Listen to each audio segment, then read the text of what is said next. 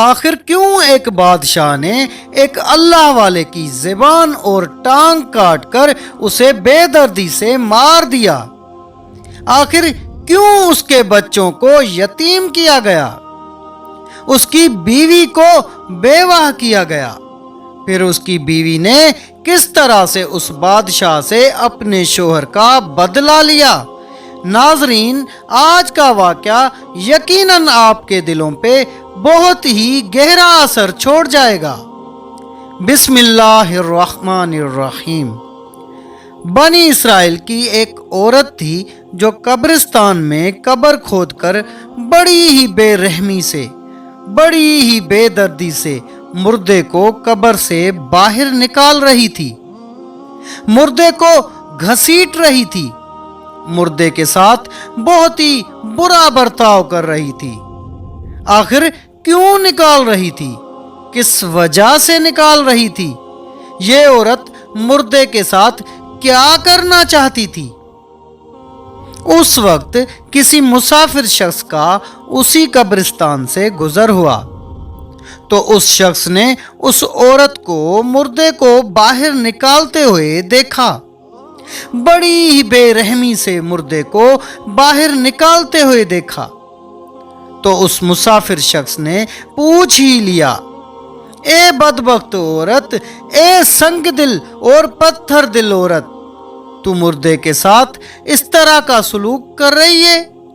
تو اس مردے کو بے دردی سے گھسیٹ کر باہر نکال رہی ہے؟ آخر تو مردے کے ساتھ کیا کرنا چاہتی ہے؟ آخر اس مردے نے تیرا کیا بگاڑا ہے؟ اس عورت نے کہا، میں اس مردے کی زبان کاٹنا چاہتی ہوں۔ اس عورت نے کہا، میں اس مردے کی ٹانگ کاٹنا چاہتی ہوں۔ اس مسافر شخص نے کہا، اے بدبخت عورت، تیرا ستیہ ناس ہو، بھلا کوئی مردوں کے ساتھ بھی اس طرح کا سلوک کرتا ہے؟ تو کس طرح کی ظالم عورت ہے؟ تو اس عورت نے کہا، میں ظالمہ نہیں ہوں، میں مظلوم عورت ہوں۔ پہلے تم میری فریاد تو سنو، او مسافر، تم میری درد بھری کہانی تو سنو، تم میری حقیقت سے آگاہ تو ہو جاؤ، پھر انصاف خود کر لینا کہ کون ظالم ہے اور کون مظلوم ہے۔ اس مسافر شخص نے کہا، پھر مجھے اپنی درد بھری کہانی بتا ہی دو، مجھے اپنی حقیقت سے آگاہ کر ہی دو۔ آخر یہ مردہ کون ہے؟ کیا یہ تیرا رشتہ دار ہے یا غیروں میں سے ہے؟ اب اس عورت نے اپنی زندگی کا درد بھرا اور عبرتناک واقعہ کچھ اس طرح سنایا۔ معزز ناظرین، آپ بھی یہ واقعہ دل تھام کے سنیں، ہو سکتا ہے یہ واقعہ آپ لوگوں کی زندگی بدلنے کا ذریعہ بن جائے۔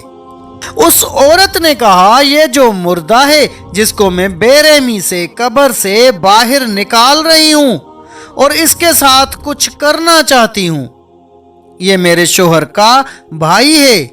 عورت نے کہا، ہوا کچھ یوں کہ کسی ملک میں ایک بادشاہ رہتا تھا۔ وہ بادشاہ بہت ہی نیک تھا، پرہیزگار اور عبادت گزار تھا۔ وہ رعایا کا بہت ہی خیال رکھتا تھا، رعایا اس سے بہت ہی خوش تھی۔ اس بادشاہ کی 2 بیویاں تھیں۔ بڑی بیوی اپنے خاندان میں سے تھی جس سے بادشاہ کو ایک بڑا بیٹا تھا، اور چھوٹی بیوی ایک لکڑہارے کی بیٹی تھی جس سے بھی بادشاہ کو ایک چھوٹا بیٹا تھا، یعنی بادشاہ کے ٹوٹل 2 ہی بیٹے تھے۔ اللہ کا کرنا ایسا ہوا کہ بادشاہ کو بہت ہی مہلک بیماری لگ گئی۔ ملک کے بڑے بڑے طبیبوں سے علاج کروایا، لیکن بادشاہ کی بیماری بڑھتی ہی چلی گئی، اور کچھ ہی دنوں میں بادشاہ اپنے خالق حقیقی سے جا ملا۔ اب جیسے ہی بادشاہ فوت ہوا، بادشاہ کے خاندان والوں نے بادشاہ کی چھوٹی بیوی یعنی لکڑہارے کی بیٹی اور اس کے بیٹے کو محل سے باہر نکال دیا۔ اب وہ اکیلی عورت ذات کیا کرتی؟ اس کا بیٹا بھی تو ابھی چھوٹا ہی تھا۔ خیر وہ بادشاہ کے محل کو الوداع کر کے اپنے بیٹے کو ساتھ لے کر دور کسی دوسرے شہر میں لوگوں کے گھروں میں محنت مزدوری کر کے اپنا اور اپنے بیٹے کا پیٹ پالنے لگی۔ آہستہ آہستہ وقت گزرتا گیا، دن مہینے سالوں میں تبدیل ہوئے۔ اب اس لکڑہارے کی بیٹی کا بیٹا جوان ہو گیا، بادشاہ کا بیٹا جوان ہو گیا اور اپنے باپ کی طرح بہت ہی نیک سیرت، سارا دن اللہ کی عبادت میں مشغول رہتا۔ وہ ماں بیٹے بہت ہی غریب تھے، کبھی کچھ کھانے کو ہوتا تو کبھی اپنا وقت فاقوں میں ہی گزار دیتے، لیکن پھر بھی اللہ تعالیٰ کا ہر حال میں شکر ہی ادا کرتے۔ اس اللہ والے کی نیک سیرت اور اخلاق دیکھ کر ایک بندے نے اس اللہ والے سے اپنی بیٹی کی شادی کرا دی۔ اب اس کی ماں روز اس اللہ والے کو کہتی، بیٹا ہم بہت ہی غریب ہیں، کبھی کچھ کھانے کو ہوتا ہے کبھی نہیں ہوتا، ابھی تو تم نے شادی بھی کر دی ہے اور پرائی بیٹی کو اپنے گھر بھی لے آئے ہو، کب تک اس کو ایسے فاقوں سے زندگی بسر کراؤ گے؟ میں تو کہتی ہوں اپنے بھائی سے جو ابھی اس ملک کا بادشاہ تھا، اس سے جا کر اپنے باپ کی ملکیت میں سے اپنا حصہ مانگ لو تاکہ ہمارا آگے اچھا گزارا ہو سکے۔ میرا کیا، میں تو آج مروں یا کل، اپنی بیوی کا تو کچھ سوچو۔ وہ اللہ والا بولتا، اماں جان تجھے تو پتا ہے کہ میرا بھائی جو اس ملک کا بادشاہ ہے وہ کتنا ظالم ہے اور کتنا سنگ دل ہے، ساری رعایا اس سے تنگ آ گئی ہے، وہ مجھے اپنے باپ کی سلطنت سے کیا حصہ دے گا، الٹا مجھے ذلیل اور خوار کرے گا۔ یہ سن کر ماں بھی چپ ہو جاتی۔ وقت گزرتا گیا، اس اللہ والے کو اللہ پاک نے 2 بچے بھی عطا کیے۔ ایک دن اس اللہ والے کی ماں بھی فوت ہو گئی، اس کا گزارا تو پہلے ہی بہت مشکل تھا، اب ماں کے فوت ہونے کے بعد اور بھی مشکل ہو گیا، کیونکہ وہ لوگوں کے گھروں میں کام کر کے کچھ نہ کچھ کھانے کو لے کر آتی تھی۔ اب بھوک اور مفلسی نے اللہ والے کے گھر ڈیرے ڈال دیے۔ ایک دن بیوی نے کہا، بچوں کے کھانے کے لیے کچھ بھی نہیں، اور نہ صحیح اپنے بھائی کے پاس جا کر کچھ تو لے کر آؤ جس سے ہماری زندگی کچھ آسان ہو جائے۔ خیر اللہ والا اپنے بیوی بچوں کو ساتھ لے کر اس شہر سے نکلا، سفر کرتے کرتے اپنے بھائی کے علاقے میں آ پہنچا۔ شہر سے باہر جھونپڑی لگا کر اپنے بیوی بچوں کو بٹھا کر چلا اپنے بھائی کی طرف۔ اس کے عالی شان محل کے باہر چکر لگانے لگا اور ڈرنے لگا کہ اس کا بھائی اسے ذلیل اور خوار نہ کرے۔ باہر اس کے نوکر چاکر لونڈیاں دیکھ کر اس نے تو اپنے بھائی کے لائف اسٹائل کا اندازہ لگا لیا تھا، اور رعایا بھی ساری اس بادشاہ کو بد دعائیں دیتی تھی کہ اس کا باپ کتنا اچھا تھا، یہ کتنا مکار اور ظالم بادشاہ ہے، اس کی ماں نے ظلم کر کے ہی تو بادشاہ کی دوسری بیوی اور بیٹے کو اپنی سلطنت سے نکال دیا تھا، اب یہ اپنی رعایا کا کیا خیال رکھے گا۔ خیر اللہ والے نے دل کو مضبوط کر کے باہر دربان کو گزارش کی کہ مسافر ہوں، بہت ہی دور سے آیا ہوں، بادشاہ میں بہت ہی ضروری کام ہے، بادشاہ سے ملنا چاہتا ہوں۔ دربان اندر گیا، بادشاہ کو بتایا کہ بہت ہی دور سے کوئی مسافر آیا ہے، آپ سے ملنا چاہتا ہے، کہہ رہا ہے بادشاہ میں بہت ہی ضروری کام ہے۔ بادشاہ نے کہا اس کو اندر بلاؤ۔ اب اللہ والا جیسے ہی بادشاہ کے محل میں اندر پہنچا، اس کی آنکھوں میں آنسو آ گئے اور بچپن کی یادیں تازہ ہونے لگیں کہ کیسے اپنے باپ اور اپنے بھائی کے ساتھ اس محل میں کھیلتا کودتا تھا۔ خیر، پھٹے پرانے کپڑوں میں بادشاہ کے پاس پہنچ کر بادشاہ کو سلام کیا۔ بادشاہ تکبر سے بولا، مسافر کیا کام ہے مجھ میں؟ اللہ والا بولا، بادشاہ سلامت، میں آپ کا بھائی ہوں۔ بچپن میں آپ کے خاندان والوں نے مجھے اور میری ماں کو محل سے نکال دیا تھا۔ اس کے بعد ان کے ساتھ جو بھی ہوا وہ سارا واقعہ اس اللہ والے نے اپنے بادشاہ بھائی کو بتا دیا اور بولا، میں بہت ہی غریب ہوں بھائی، مجھے باپ کی سلطنت میں سے حصہ دے دو تاکہ میں اپنے بیوی بچوں کو خوش رکھ سکوں۔ حصے کی بات سن کر بادشاہ آگ بگولا ہو گیا اور بولا، اے اللہ والے، اب جو بھی ایرا غیرہ آئے اور بولے کہ میں تیرا بھائی ہوں اور میں مان لوں کہ وہ میرا بھائی ہے جو بچپن میں کھو گیا تھا۔ اللہ والے نے بادشاہ کو بچپن کی کچھ یادیں، کچھ واقعات یاد دلائے۔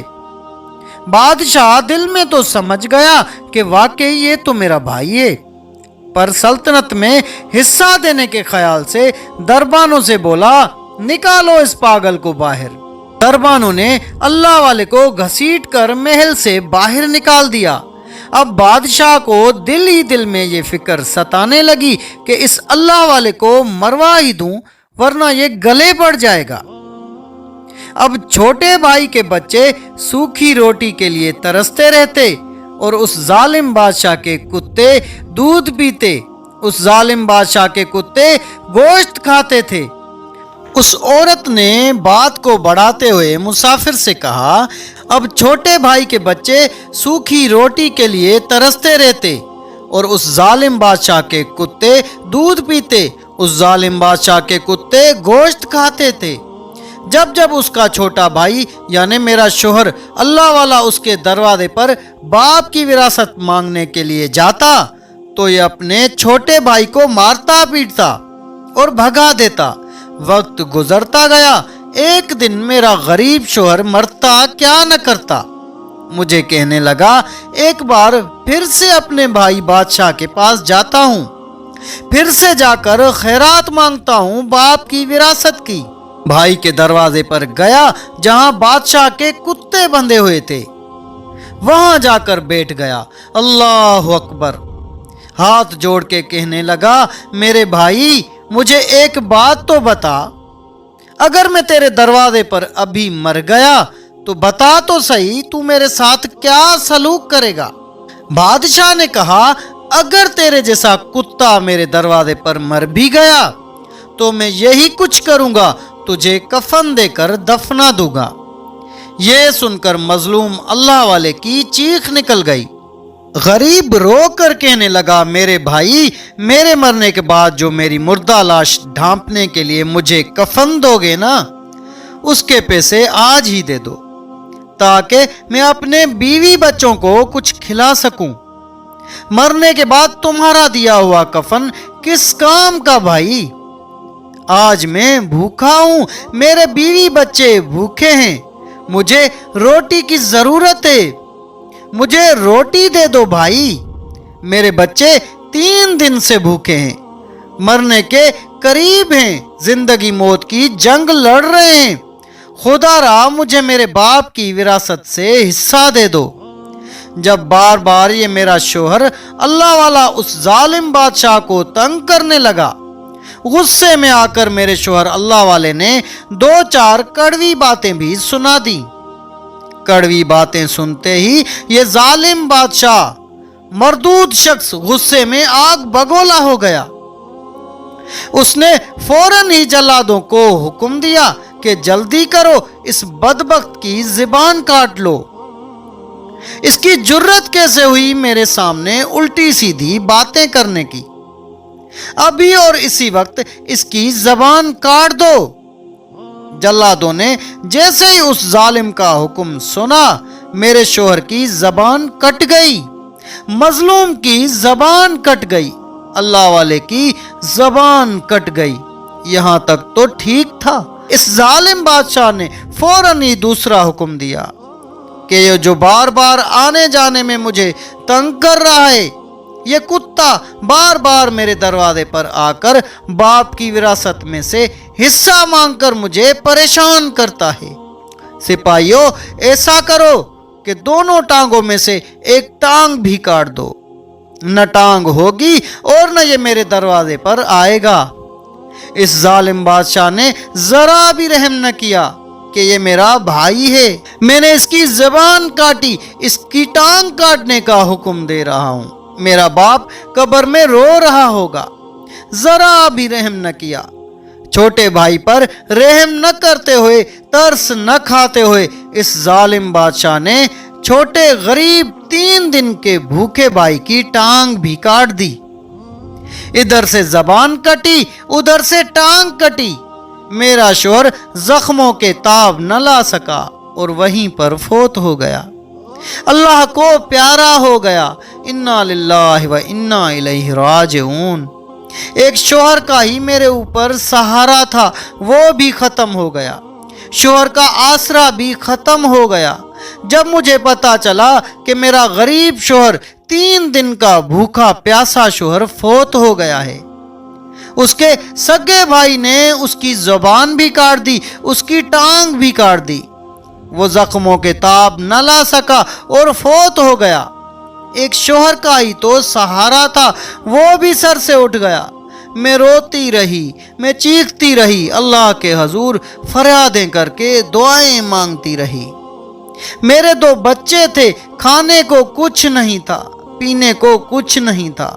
जब खाने पीने को कुछ नहीं था, मेरे 2 मासूम से नन्हे से बच्चे 3 दिन की भूख बर्दाश्त न करते हुए, प्यास बर्दाश्त न करते हुए वो भी इस दुनिया से चल बसे। हाय, मेरी गुर्बत ने मुझसे मेरा शोहर भी छीन लिया, मुझसे मेरे 2 मासूम नन्हे बच्चे भी बिछड़ गए। जब मेरा शोहर भी मर गया, मासूम बच्चे भी भूख की वजह से मर गए, तो मैंने दोनों हाथ उठाए, आसमान की तरफ देखा और अर्ज की, ए मजलूमों की फरियाद सुनने वाले अल्लाह, ए मजलूमों की दुआओं को कबूल करने वाले अल्लाह।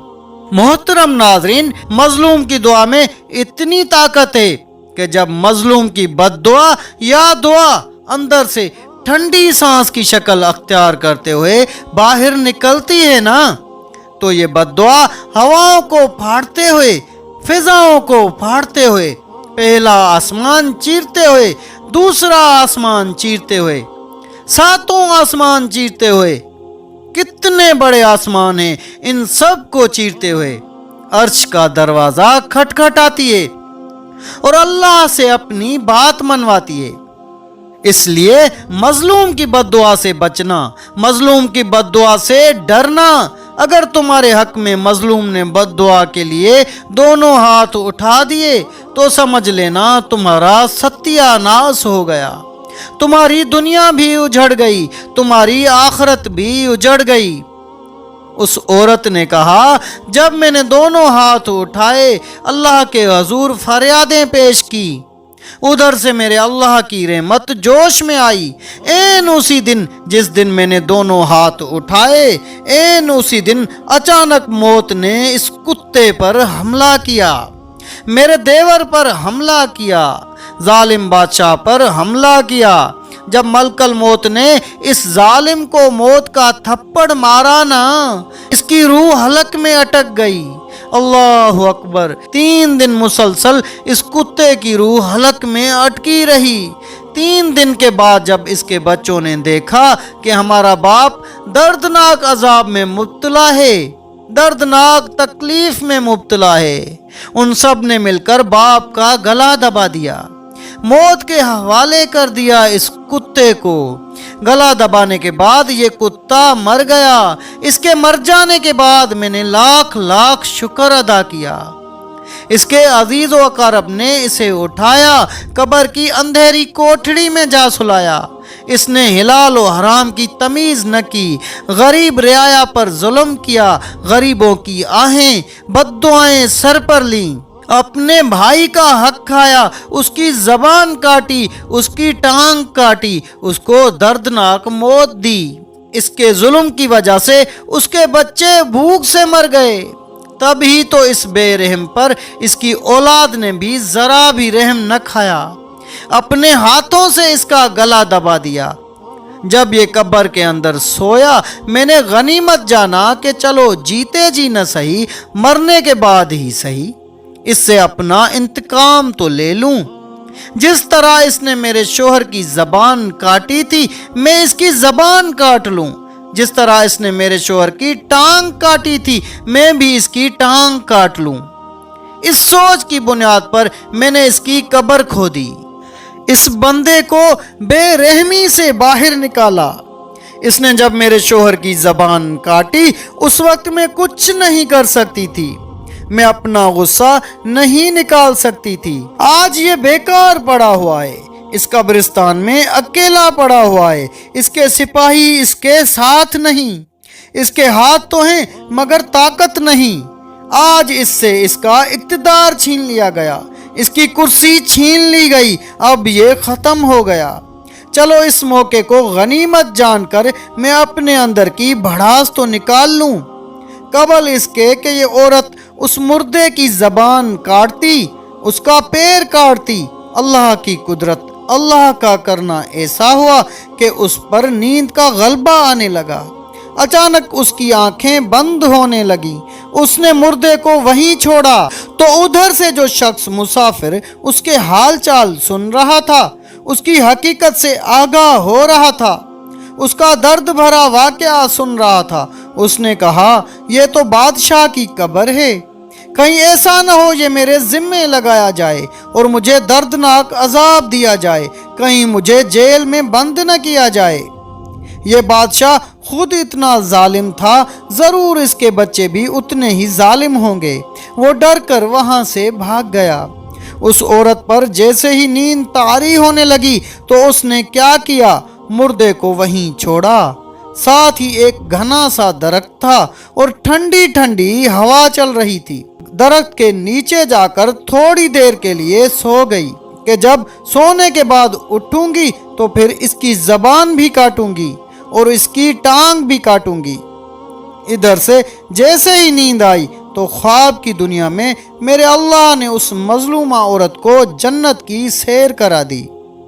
ख्वाब की दुनिया में ये जन्नत के बागों में फिरने लगी, जन्नत की सैर करने लगी। जन्नत की सैर करते करते उसने जन्नत में खूबसूरत सा आलीशान महल देखा। उसने फरिश्तों से पूछा, क्या ये कोई हजरत आदम अलैहिस्सलाम का घर है? फरिश्तों ने कहा, नहीं, आदम का घर तो नहीं। फिर उसने फरिश्तों से पूछा, अच्छा, इतना बड़ा खूबसूरत घर इब्राहीम अलैहिस्सलाम का होगा? फरिश्तों ने कहा, इब्राहीम अलैहिस्सलाम का घर भी नहीं है। उसने फिर पूछा, इतना बड़ा खूबसूरत घर, मुझे लगता है ये अल्लाह ताला के जो सबसे अफजल फरिश्ते हैं, मुझे लगता है ये जिब्राइल अलैहिस्सलाम का घर है। फरिश्तों ने कहा, नहीं नहीं, ये जिब्राइल का घर भी नहीं है। तो फिर उस औरत ने कहा, आखिर ये खूबसूरत मकान है किसका, ये आलीशान महल है किसका? तो फरिश्तों ने कहा, जो गुर्बत पर सब्र करेगा, लोग उसे दुख देंगे मगर वो सब्र का दामन मजबूती से पकड़ेगा, लोग उस पर जुल्म करेंगे मगर वो सब्र का दामन मजबूती से पकड़ेगा। जो शख्स, जो औरत, जो मर्द किसी के दिए गए दुखों को बर्दाश्त करते हुए सब्र का दामन मजबूती से पकड़ेगा, ये महल उसी को दिया जाएगा। मरने के बाद ये महल सब्र करने वालों को दिया जाएगा।